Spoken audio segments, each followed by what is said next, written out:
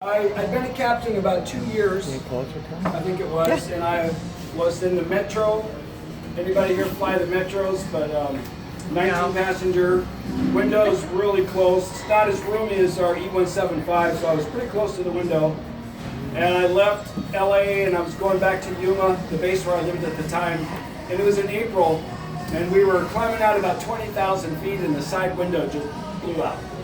And it was just from all the pressurization back and forth, just the window had fatigue. I find all this out later, so. But anyways. That's because we didn't have Bill working on it. Right. Yeah, Bill would have caught it. So 20,000 feet, the window blows out. The first officer was Lou Bodkin. I don't know if you guys know who he is. Third day, brand new FO. He just finished IOE a couple of days earlier. And so out the window I go. My hands, I go out the window like this. We had performance charts in the middle, like where the checklist would go, where we do now on the inside. All those went out the window. There was a fire extinguisher behind me. It went out the window. And when we landed later, and those propellers had the little rubber boots about that far down, all four blades, we just all impaled with glass. You can see all the glass in color.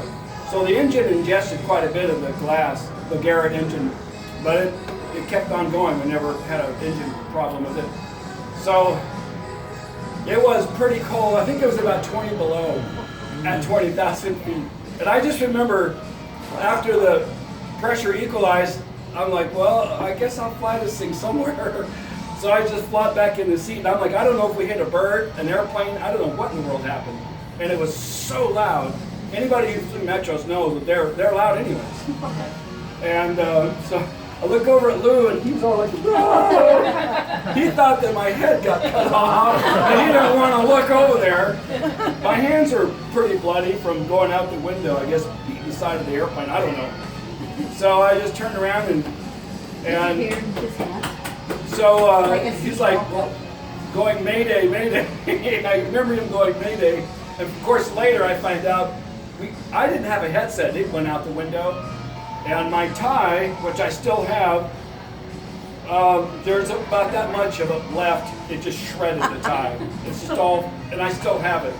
And headset snapped off, it was gone. I just had the two little cords where you plug in. The oxygen mask was just tucked into a pocket right here. It didn't really have a secure place like we do now. It went out, and the only thing left is the hose. It snapped the oxygen mask itself. So the hose was just going like this. So I grabbed the hose and went, well, take a hit.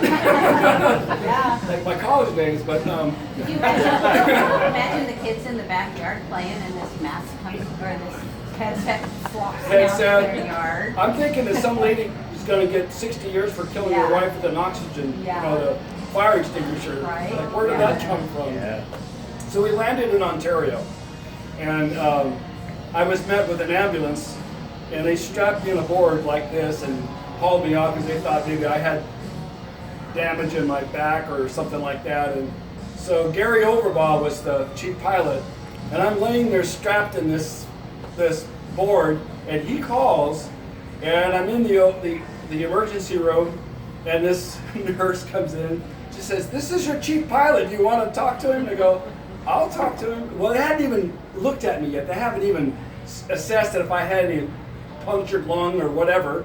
She unstraps all the straps, and I get up and I get on the phone, and I'm talking to Gary Overbaugh, and the doctor comes in, he goes, "What are you doing?"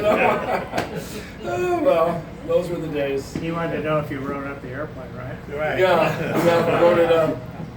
So.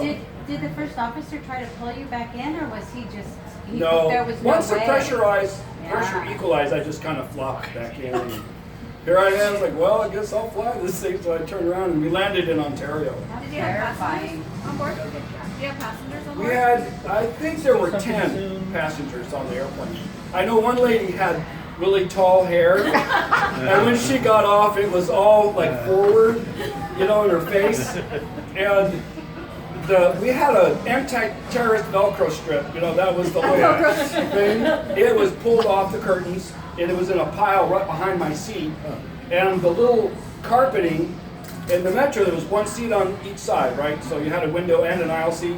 Well, that carpet had pulled up from that air coming forward, and it was in a heap right behind the captain's seat. Wow. And then the SkyWest logo on the very, very back, which was cloth, that was shredded. That air came through so fast it actually ripped the SkyWest logo, that little thing in the very, very back bulkhead. Is it true you gained 3 inches on that? No, I'm going to write a book, How to Survive When Your Job Sucks. Literally. Turn it off. I have to say goodbye though. Okay. Anything that had gone out the window? Bye, Nancy. Or the window? Not that I know of. There was no window to find. It was all in the engine. Pieces. Yeah. Yeah. Hey, Sherry, did she send that to you?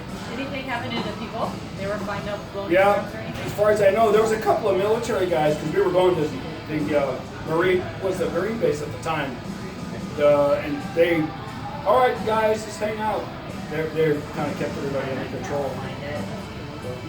Well, I'm gonna wait too. That's my story. Good job. Good, right?